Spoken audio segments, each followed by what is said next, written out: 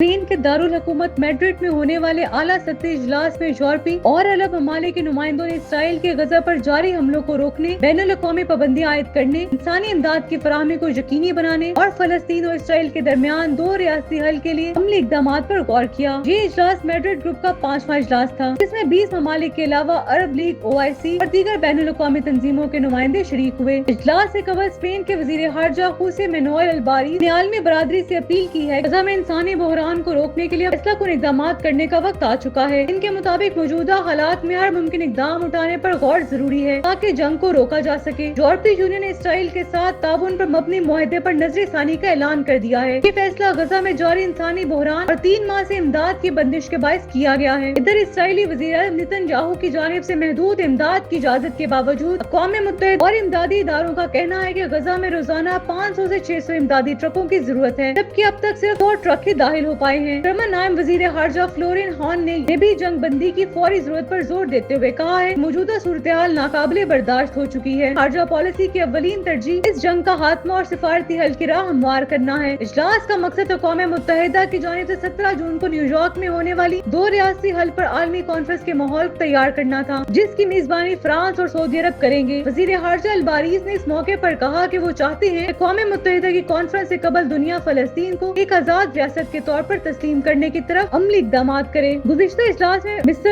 Earthen, Qatar, Saudi अरब, Türkiye, Norway और Ireland ने शिरकत की थी, जिनमें से कई ममालिक फलस्तीन रियासत को पहले ही तस्लीम कर चुके हैं।